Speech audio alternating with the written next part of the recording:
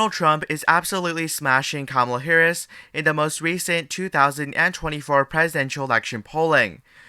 In fact, he has surged tremendously from last one's video about the exact same topic. And this is not something you're going to find on many mainstream media sources who claim that Kamala Harris is still the favored to win the presidential election. So without further ado, let's get right into today's video. Now, starting off here with the safe states on both sides here, these are states that common sense as well as polling suggests will be safe for both parties. Now for Donald Trump, Idaho, Utah, Wyoming, Montana, North Dakota, South Dakota, Nebraska's 1st District, at-large vote, and 3rd District, Kansas, Oklahoma, Arkansas, Louisiana, Mississippi, Alabama, Tennessee, Kentucky, West Virginia, Indiana, Missouri, South Carolina, and Alaska are considered safe states or states that Donald Trump will win by more than 12 percentage points.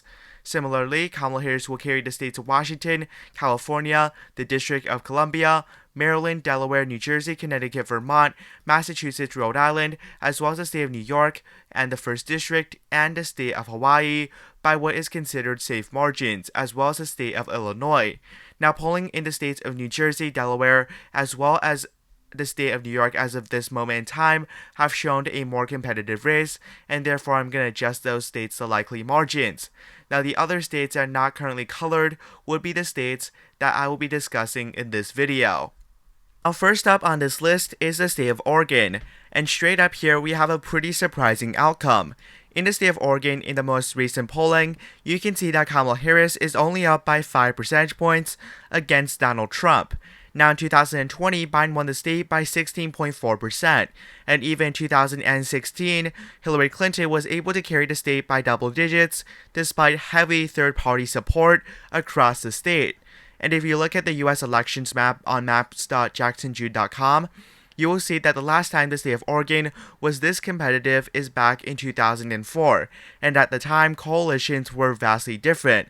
The state of Georgia voted about 2 points to the right of the state of Tennessee. You're never going to see that in modern political history. So as you can see right now, the state of Oregon is concerningly quite competitive, at least according to polling. Now, I wouldn't take this one poll that seriously. That being said, this could show a general trajectory change in favor of the Republican Party, especially because Oregon polling in 2020 suggested a 10% overperformance for the Democratic Party. Now, the next state on this map here is the state of Nevada. Nevada is generally considered the bluest of the 7 quote-unquote toss-ups or top battleground states in this election cycle. However, Donald Trump currently maintains a 0.2% advantage over the Democratic Party and Kamala Harris. And if you look at the RCP right now polling averages around the past month or so, you can see that Harris has maintained the lead until most recently, in fact just yesterday, Donald Trump took the advantage. Now, this is something that is quite significant because back in 2020, Biden on the same day was leading in the polling by 5.2%. He won by exactly essentially half of that margin, or by 2.4 points in the same state. So polling does end up having a type of tendency of end up overestimating the Democratic Party, and yet Donald Trump is currently leading in the state of Nevada, which is quite significant. Right now, Nevada is tilting towards the Republican Party. Now, next up is the state of Arizona. And similarly, in 2020, Joe Biden had a 3.5% advantage at this point in time. And in 2016, Donald Trump only held a 0.7% advantage in this same state. However, this time round, you can see that Donald Trump is up by 1.1%. Now, that does seem to be quite on track and quite on pace with the 2016 results. So what happened exactly in 2016? Well, in 2016, Donald Trump was able to carry the state of Arizona by 3.5%, which would be a really good performance for him if he's able to replicate that performance in 2024. Now in 2020, again, Biden was expected to win the state by more than 3%, and at this moment in time, in 2020, the election results showed that he only won the state by 0.3% instead of 3.5 points. So as you can see, even when you don't consider the polling error, the state of Arizona is already tilting towards the Republican Party. And now if you actually do consider the polling error, that would be more significant, but that's another video all by itself. Now next state on this list is the state of Colorado. And again, you don't necessarily see the best news here for Kamala Harris. Although this is a Democratic intern, it only shows Harris up by 11%. Now you might say 11% for Harris seems like a pretty good number. However, Joe Biden was able to win the state in 2020 by 13.5%. So that's about a 2.5% reduction in support, despite the fact that a polling by an internal source sponsored by the Democrats should show a pretty optimistic sign for the Democratic Party, because they want to kind of boost their own enthusiasm, and yet Democrats are still underperforming by about 2.5%. Not necessarily huge, but if every state shifted 2.5% from 2020, Trump would have gotten 290 electoral college votes in 2020, so that small shift is still pretty significant. Colorado is likely blue. And next up, in the state of New Mexico, you see a similar trajectory. Although of course Kamala Harris is still pulling ahead, you still see that in all three of these polls, Harris is underperforming Joe Biden's plus 11 performance in the state of New Mexico back in 2020, and right now she's up by 8%. Now that's again roughly about a 2 to 3% underperformance, which you might think again not super significant, but in reality that could reflect as a microcosm of some bigger trends. For example, New Mexico is a home to a pretty substantial Hispanic population. If Harris is doing significantly worse in the state of New Mexico compared to Joe Biden in 2020, that could spell trouble for her with Hispanic voters in general. Now that would be the state of New Mexico, and as of right now this would be a likely blue state. Again, a state that I do not expect will be super competitive come the next election, but still something interesting to look at. Next up on this map is the electoral giant, the state of Texas. Now currently in Texas, polling shows the state at a Trump plus 5.7% margin. That is remarkably similar to the 5.6% margin of victory Donald Trump had over Joe Biden in the 2020 presidential election in that same state. So roughly nothing as much has changed, and I believe that Trump will probably win the state by around 6 to 8% on election day, so these polls are probably not that far off of my expectations. Texas is indeed likely Republican. Now going to the next state here, the state of Florida. Now Florida has Donald Trump up by 6.1%. That is roughly double the margin Trump won the state by in 2020, and roughly 5 times the margin that Trump was able to win against Clinton in the 2016 presidential election in that state. Now, if you look at the state of Florida, I would say that this could be considered a microcosm of what will happen with the Hispanic vote again nationwide. That is because Florida, specifically Miami-Dade County, shifted 22% more towards the Republican Party in 2020 as opposed to 2016. And that is kind of due to the Cuban voters in that area heavily trending away from the Democratic Party. And what you see in Florida will probably show for the rest of the nation, and that is kind of why Donald Trump is polling so significantly better than what he performed in 2020. Not to mention that both 2020 and 2016, Joe Biden and Hillary Clinton had remarkable leads at this moment in time of the campaign trail, just to lose the state to Donald Trump in the actual election. Specifically, Joe Biden actually had about a 4% lead in the state of Florida on election day, and he still lost the state of Florida by about 3% against Donald Trump. So this is a really promising sign here for the Trump campaign, and with that, he is at 212 electoral college votes. Now, next state on this list here is the state of Georgia. Another southern state that used to be heavily Republican in 2016 itself, voted for Donald Trump by 5% over Hillary Clinton. Yet in this election, you can see that it is more competitive, but nonetheless, this should still be some pretty good news for Donald Trump. This was a state that Joe Biden was able to win, albeit by the closest margin, percentage-wise, of any of the swing states. Donald Trump lost the state to Joe Biden by about 11,000 votes. This time round, Donald Trump is up by 0.5%, which is well within the margin of error, and the state of Georgia does not historically have much of a polling bias, which means that those states' polls are generally quite accurate, if not slightly underestimating of the Republican candidate by just under a point or so. Now that would still mean good news for Donald Trump because he is currently leading, and if polls do underestimate him by about 1%, he should be able to win by around 1.5%. Now, not every election is the same, and that polling error method is pretty flawed in many ways, but you can see still that Donald Trump is the favorite right now, according to polling, albeit by a pretty narrow tilt margin. Now, next state on this list here would be the state of North Carolina. Now, unlike all the other states on this map, North Carolina is a place where Donald Trump is indeed playing defense. He won the state by 3.7 in 2016 and 1.3 in 2020. Nevertheless, here, Democrats have poured in significant amounts of money to try and defeat Donald Trump in the state of North Carolina. Currently, this polling is definitely very competitive, with Donald Trump only enjoying a 0.5% margin of victory or margin of lead in the state of North Carolina. However, let me remind you that Joe Biden and Hillary Clinton were both polling ahead in North Carolina at this moment in time and on Election Day by roughly 3% over Donald Trump. And guess what? Both of those candidates lost the state of North Carolina. In other words, this is still quite a good performance for Donald Trump, because it doesn't really matter if he wins by 0.1% or 10%, you still win all the Electoral College votes.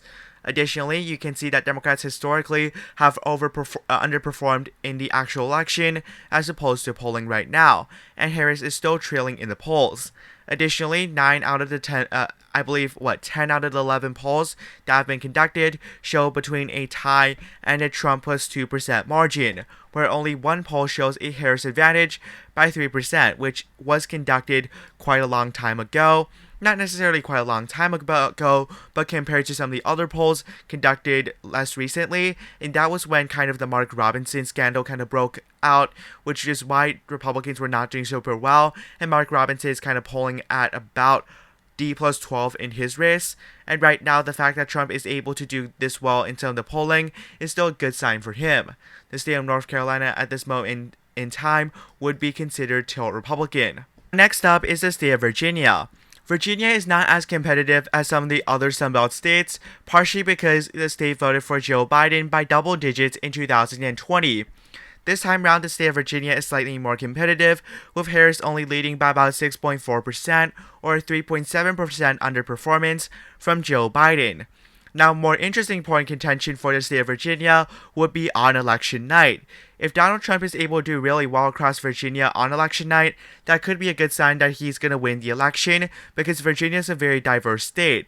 It has a lot of suburban voters, a lot of urban voters, as well as a mix of these rural voters as well. So if you see that Donald Trump is significantly overperforming his 2020 numbers across the board, that would indicate that he's probably going to end up winning the election. Now, if Kamala Harris is able to win the state quite early, that doesn't mean she's going to win the election, because that's kind of a given. She should be winning the state of Virginia. But this could be a dead giveaway on election day. Now, as of right now, polling does suggest a 6.4% advantage in favor of Kamala Harris in this race. Again, that's a reduction in support, and that could show for the rest of the nation. Anyhow, the state of Virginia is still considered likely Democrat. Now, next state on this list here would be the state of Iowa. And in Iowa right now, we actually don't have any polling. But it's pretty safe to say that Donald Trump is favored to win the state of Iowa, probably by a likely margin. That's going to be my best bet. Iowa goes in likely Republican. Now, another state that's going to be likely Republican is Ohio, and that's not too surprising. If you look at Ohio in 2024, Donald Trump holds a 7.4% advantage. Now, what's interesting about the state of Ohio is the polling miss historically. In 2020, Joe Biden held a lead in the state of Ohio at this moment in time, and essentially up until Election Day, the state was highly competitive, and Hillary Clinton also held a lead in the state of Ohio back in 2016 at the same moment in time.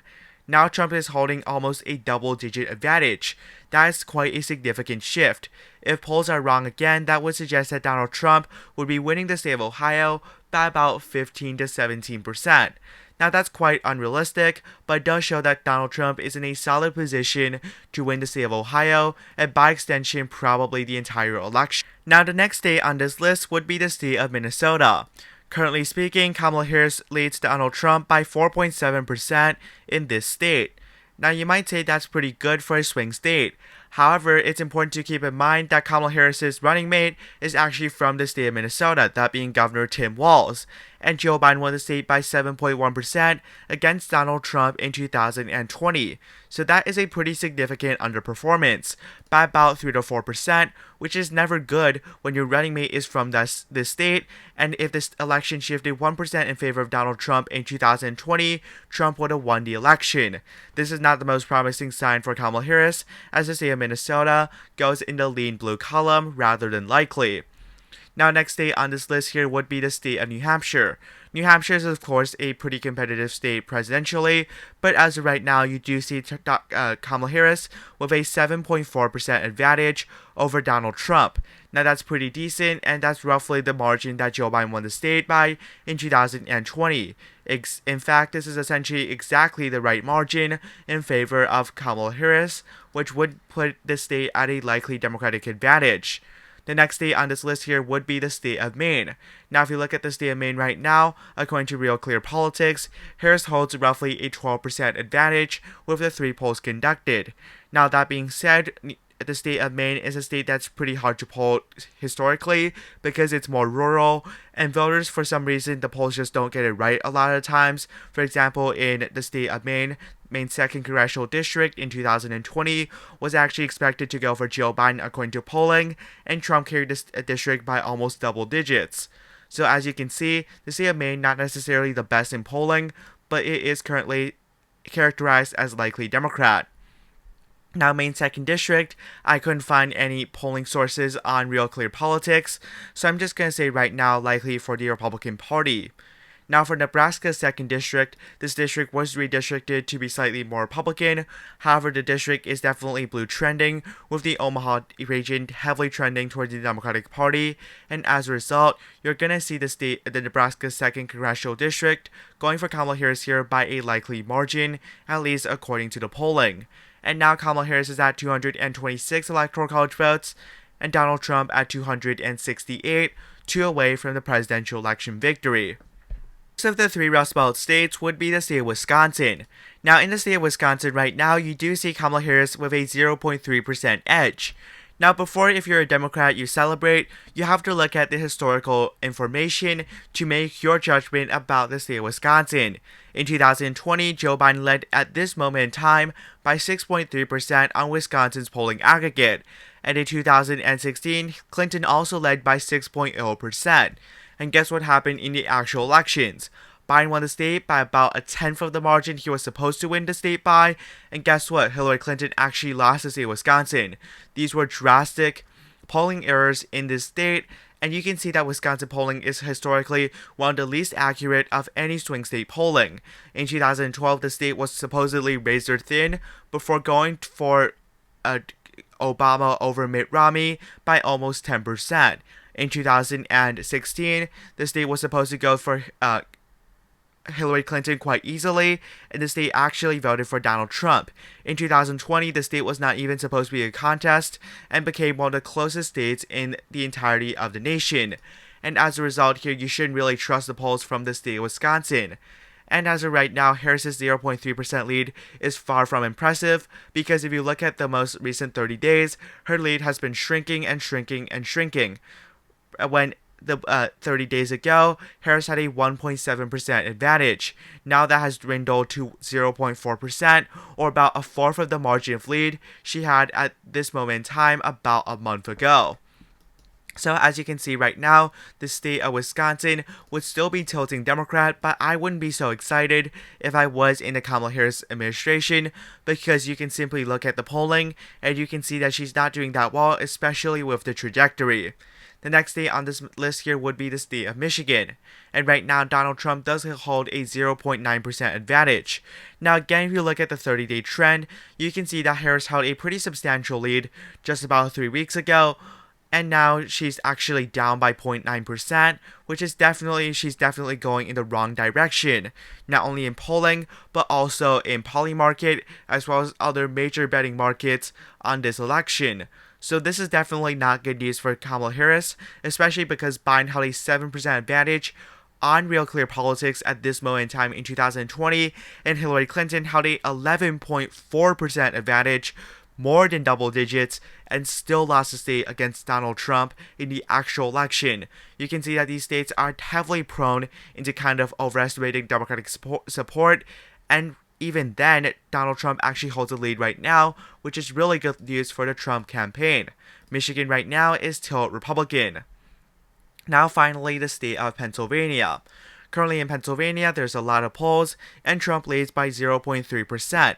Again, the polling error historically quite significant, 5.2% in 2020 and 9% in 2016. Certainly not great news for Kamala Harris that she's currently behind, and if you look at the trajectory, again, this is not too good of a piece of news here for Kamala Harris. She's at essentially at a 30-day low in the state of Pennsylvania as of right now. And again, that's not something I would like to have if I'm in the Kamala Harris campaign, knowing the type of news we have seen and witnessed in the state of Michigan, in the state of Wisconsin, as well as some of the polling error. So right now, the state of Pennsylvania tilting towards the Republican Party. And in conclusion, you can see that this map is quite favorable for Donald Trump. Even at face value, Donald Trump is a favorite to win this election, albeit some of these states are really competitive. And if you actually adjust it for the polling error, Trump would pretty much easily be sweeping all of the competitive states, even states like Minnesota or even the state of Oregon in this hypothetical. Anyways, thank you for watching today's video. Be sure to like and subscribe to my YouTube channel. Thank you for watching. Have a nice day. Goodbye.